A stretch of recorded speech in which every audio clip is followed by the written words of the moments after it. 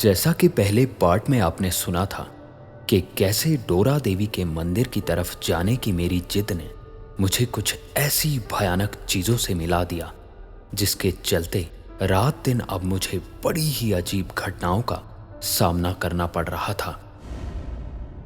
कभी डरावनी आवाजें सुनाई देना और कभी कभी ऐसा महसूस होना मानो कोई मेरे आसपास घूम रहा हो। इन सभी चीजों से डरकर मैं काका के कहने पर गांव से शहर आ गया। मैं गांव छोड़कर देहरादून तो आ गया था, पर सिर्फ गांव ही छूटा था।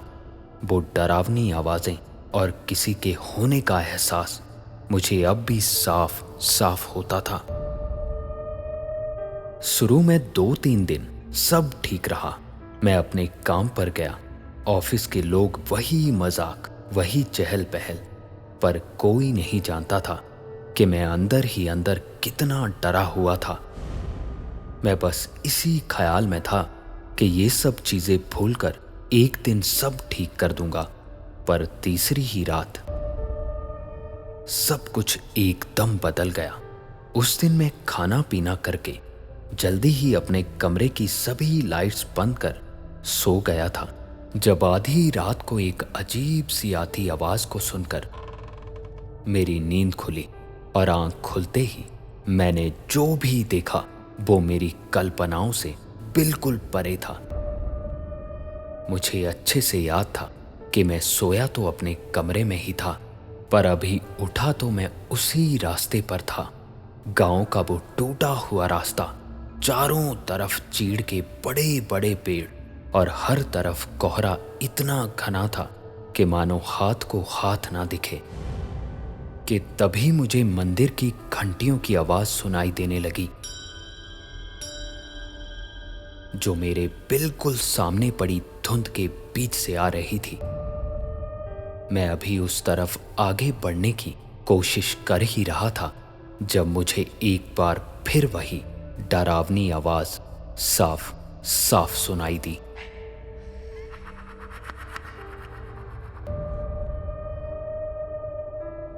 ये सुनते ही मैंने डर से एकदम पीछे मुड़कर देखा तो कोहरे में एक औरत खड़ी थी। वही सफेद साड़ी और खुले बाल। ये देखकर मेरे हाथ पैर डर से कांप चुके थे। वो धीरे धीरे मेरी तरफ आगे बढ़ने लगी। मैं डरा हुआ वहां से भागने की कोशिश करने लगा, पर मेरे पैर मानो किसी अदृश्य चीज ने कसकर पकड़ लिए थे। काफी कोशिशों के बाद मैं जोर जोर से चिल्लाया, कौन है? कौन है वहां? लेकिन उस औरत की तरफ से कोई आवाज नहीं आई। अब वो धीरे धीरे चलते हुए मेरे ठीक सामने पहुंच चुकी थी कि तभी डर से मैंने अपनी आंखें बंद कर ली और अब मैं अपनी मौत का इंतजार ही कर रहा था, जब एक बार फिर वही आवाज मेरे कानों के ठीक पास मुझे साफ सुनाई दी। तुम्हें आना ही पड़ेगा।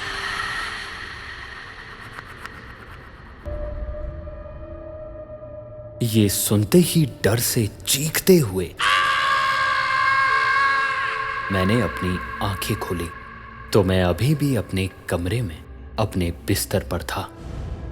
थोड़ी देर ये सोचकर के ये सिर्फ एक सपना था, मेरा डर थोड़ा कम हो पाता, उससे पहले ही मेरे कमरे में मुझे मंदिर की घंटियों की आवाज साफ साफ सुनाई देने लगी।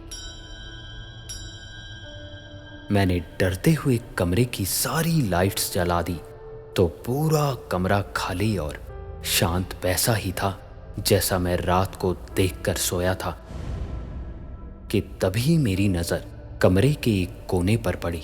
बड़ी अजीब बात थी कि कमरे में लाइट्स हर कोने में जलने के बावजूद भी उसे कोने में ऐसा लग रहा था मानो वहां रोशनी के सामने कोई खड़ा हो, जिसकी परछाई उस कोने में मुझे साफ दिखाई दे रही थी। मैंने उस कोने को हर तरफ से देखा, पर वहां मुझे उस परछाई के अलावा और कोई नजर नहीं आ रहा था। मैं पूरी रात जागता रहा। लाइट बंद करने की मुझ में अब हिम्मत नहीं बची थी। रात को ना सोने की वजह से सुबह मैं ऑफिस नहीं जा पाया। इन सारी घटनाओं के बारे में बताने के लिए मैंने मोहित को कॉल किया, तो उसका भी यही बताना था कि ये सारी घटनाएं उसके साथ भी हो रही थी। ये सारी बातें हमने काका को बताई, तो इस पे काका का बताना था कि ये मैंने पहले ही बताया था कि वो तुम्हें याद दिलाएगी सपनों में, किसी न किसी तरह वो तुम्हें भूलने नहीं देगी। इसके लिए जल्द ही अब मुझे पूजा करानी होगी। देवी से क्षमा मांगकर उन्हें मनाना पड़ेगा, वरना वो सपनों से धीरे धीरे हकीकत में तुम्हें दिखने लगेगी और उसके बाद बहुत बुरा होगा, कुछ ऐसा जिसे रोक पाना किसी के बस में नहीं रहेगा। और इसके अगले ही दिन में गांव निकल गया। गांव पहुंचा तो बस स्टॉप पर मोहित मेरा इंतजार कर रहा था। पूछने पर मोहित का कहना था, भाई मेरे साथ भी कुछ ऐसी ही चीजें हर दिन हो रही हैं। कई रातों से मैं सो नहीं पाया, बहुत परेशान हूं मैं इन चीजों से। ये सुनते ही मैंने मोहित से काका के बारे में पूछा, तो इस पे मोहित का बताना था कि काका मंदिर में पूजा करने की तैयारी कर रहे हैं। इसके बाद हम गांव की ओर निकल पड़े। रास्ते में गांव के लोग बड़ी ही हैरानी से देख रहे थे। ऐसा लग रहा था मानो मैं इस गांव में पहली बार आया कोई राहगीर था। गांव में लोग मेरी तरफ देखकर तरह तरह की बातें कर रहे थे, पर मैं और मोहित चुपचाप चलते हुए काका के घर पहुंचे, जहां काका हवन जलाए कुछ मंत्रों का उच्चारण कर रहे थे। हमें देखते ही काका का पूछना था, क्या तुम दोनों जाने के लिए तैयार हो? इस पे मेरा काका की तरफ देखते हुए बोलना था, काका वो हमें सपनों में बुला रही है, वो मेरे कमरे तक आ गई थी। और ये सुनते ही काका का बताना था, ये मैं जानता हूँ बेटा, आज रात हम उसी मंदिर में एक बार फिर जाएंगे। वहां पूजा करनी ही होगी, वरना वो तुम्हें ले जाएगी। काका की ये बातें सुनकर मुझ में डर और भी ज्यादा बढ़ चुका था, पर वहां जाने के अलावा हमारे पास और कोई रास्ता नहीं था। धीरे धीरे शाम ढली और सूरज डूब रहा था। कोहरा और भी घना और डरावना होने लगा था। मुझे मंदिर की घंटियों की आवाज एक बार फिर सुनाई देने लगी थी। पहाड़ और भी गूंजने लगे। ऐसा लग रहा था मानो देवी को पता चल गया हो कि हम लोग एक बार फिर मंदिर की तरफ आ रहे हैं। और फिर काका का हमारे चेहरे पर हवन की राख लगाते हुए कहना था, ये राख लगा रहा हूं बेटा, ताकि वो तुम्हें पहचान ना पाए, पर ये बस एक कोशिश है। अगर तुम्हारा डर ज्यादा हुआ, राख भी बेअसर हो जाएगी। ये सारी बातें करके और पूरी तैयारियों के साथ हम उस मंदिर की तरफ जाने को तैयार थे। मोहित के हाथ पैर डर से कांप रहे थे। मैंने उसकी तरफ देखा तो आंखें नम किए हुए उसका कहना था, भाई अगर वहां कुछ भयानक हो जाए तो तू भाग जाना। मोहित की इन बातों में मुझे भाई के लिए प्यार साफ नजर आ रहा था। मोहित के कंधे पर हाथ रखते हुए मेरा मोहित से कहना था, साथ आए हैं तो साथ ही जाएंगे, भाई तू बिल्कुल मत डर, मैं तेरे साथ हूं ना। कि तभी काका ने हाथ में घंटी ली और उसे बजाते हुए कुछ मंत्रों का उच्चारण करने लगे। देखते ही देखते हवा और ठंडी होने लगी थी और घंटियों की आवाज दूर मंदिर से भी आने लगी। ऐसा लग रहा था मानो जैसे जंगल में कोई इन घंटियों का जवाब दे रहा हो। और फिर इसी के साथ काका ने हमें चलने का इशारा किया और हम तीनों गांव छोड़कर जंगल के उस पुराने रास्ते पर बढ़े। रास्ता वैसा ही टूटा हुआ और पथरीला था। पेड़ों की जड़ें हर जगह से फैली हुई थी। कोहरा अब इतना घना था कि आगे चल रहे मोहित की पीठ भी मुझे मुश्किल से दिख रही थी और मेरे कानों में एक हल्की आवाज मुझे बार बार सुनाई देने लगी,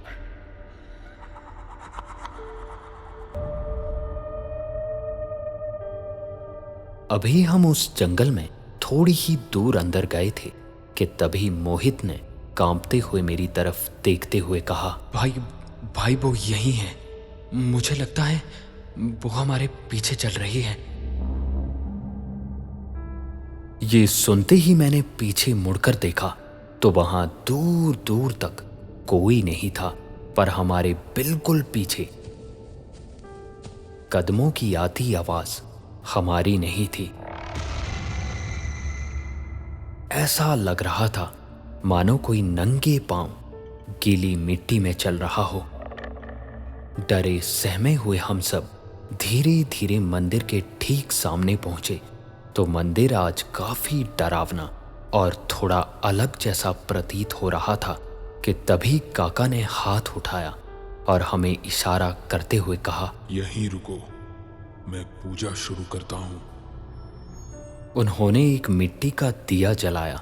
उसकी रोशनी धुंध में दमकने लगी थी। काका ने मंत्रों का उच्चारण शुरू किया, जिसके साथ ही हवा तेज और एक डरावनी आवाज करती हुई मानो हमारे चारों ओर घूमने लगी।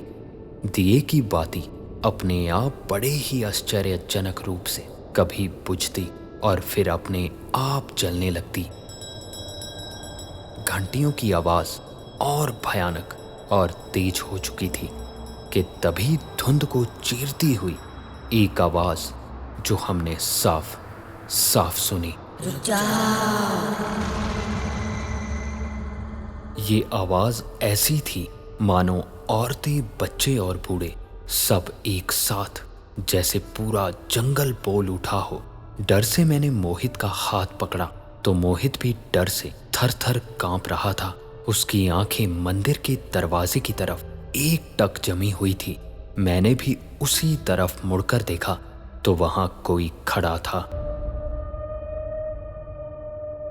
सफेद साड़ी, बिखरे बाल और एक अजीब डरावना भेस लिए ये वही थी जिससे अभी तक हम भागने की कोशिश कर रहे थे कि तभी उसी तरफ देखते हुए काका का चिल्लाते हुए कहना था, मत देखना उस तरफ, आंखें बंद कर लो अपनी। पर मैं ना चाहते हुए भी वहां से अपनी नजरें हटा नहीं पा रहा था। उसकी आंखें लाल, चेहरे पर कई घाव और काले हाथ। उसकी गर्दन तिरछी मानो ऐसे लग रही थी जैसे टूट चुकी हो कि तभी मेरे देखते ही देखते एक अजीब आवाज में उसका कहना था, तुमने बुलाया, लो मैं आ गई। ये सुनते ही काका ने राख उठाकर आग में फेंकना और तेज कर दिया। आग से लाल लपटें उठने लगी। मंत्रों का उच्चारण और तेज हुआ, हवा और तेज, और ऐसी आवाज करते हुए चिल्लाने लगी मानो जैसे पूरा जंगल रो रहा हो। मोहित ये देखकर इतना डर चुका था कि बेहोश होकर जमीन पर गिर पड़ा कि तभी काका ने डर से कांपती हुई आवाज में कहा, हे डोरा देवी, शांत हो जाओ, हम माफी मांगने आए हैं, शांत हो जाओ। देवी एक बड़ी ही कर्कश और बेजान आवाज में हंसी और फिर उनका कहना था,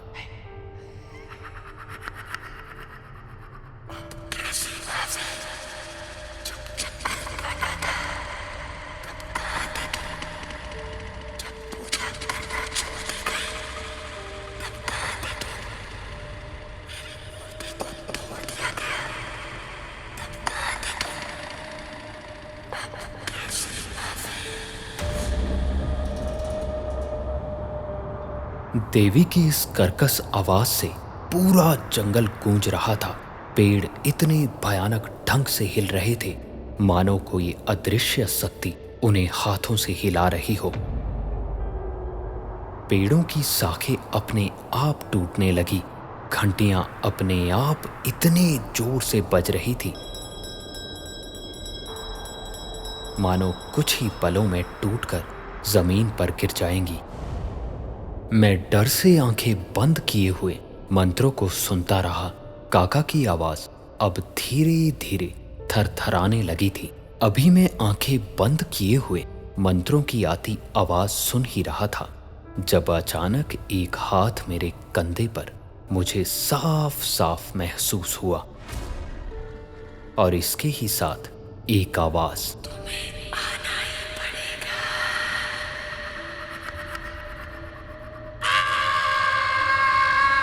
और ये सुनते ही डर से मेरी चीख निकल गई। मेरी चीख सुनते ही काका का कहना था, जल्दी अपने पूरे चेहरे पर राख लगाओ बेटा। मैंने जल्दी से जमीन पर पड़ी राख उठाई और अपने चेहरे पर लगा दी। तभी धीरे धीरे मुझे ऐसे लगा मानो जो हाथ अभी तक मुझे अपने कंधे पर रखा महसूस हो रहा था वो अब अपने आप हटता जा रहा हो। मैंने धीरे धीरे अपनी आंखें खोली तो जमीन पर पड़ा मोहित बड़े ही अजीब और डरावने तरीके से हिल रहा था। उसकी सांसें जो अभी तक धीरे धीरे खत्म हो रही थी वो अब फिर लौट रही थी। काका ने जमीन पर रखा दिया उठाया। अब दिए की लौ भी एकदम शांत थी। घंटियां जो अभी तक जोर जोर से बज रही थी वो भी अपने आप शांत होने लगी थी। हवा रुक चुकी थी और कोहरा भी अब थोड़ा हल्का होने लगा था कि तभी काका का रोते हुए कहना था, हमें माफ करना डोरा देवी, ये बच्चे गलती कर बैठे थे। आज से यहाँ वही होगा जो तुम चाहोगी। उसके बाद हमने वहां मंदिर में काफी देर पूजा की। घंटियों की आवाज और मंत्रों के उच्चारण अब पूरे मंदिर और जंगल में सकारात्मक ऊर्जा की भांति फैल रहे थे। मोहित भी अब होश में आ चुका था और पहले जो मंदिर डरावना और भयानक लगता था अब वहां एक शांति सी महसूस होने लगी थी। ऐसा लग रहा था मानो डोरा देवी अब शांत हो चुकी थी कि तभी काका ने कहा, चलो अब बेटा, वापिस चलो। देवी अब शांत हो चुकी हैं। और इसके बाद हम गांव लौट आए। भूत प्रेत और कई बुरी शक्तियां जिनके साथ आप अनजाने में टकरा जाएं, उनसे बचकर निकलना आसान हो भी सकता है, पर भूलकर भी अगर आपने पहाड़ों पर बसे देवी देवताओं को क्रोधित कर दिया तो वो हमें कभी माफ नहीं करेंगे। ध्यान रहे, जो भी पुरानी परंपराएं कई सदियों से चल रही हैं उन्हें किसी मकसद या किसी प्रथा के अनुसार चलाया गया है। उन्हें अगर मान ना सको तो उनके बारे में गलत बोलना या गलत सोचना भी सिर्फ आपकी जिंदगी ही नहीं बल्कि आपके कई जन्म खत्म कर देगा। और ये थी आज की एक कहानी ऐसी भी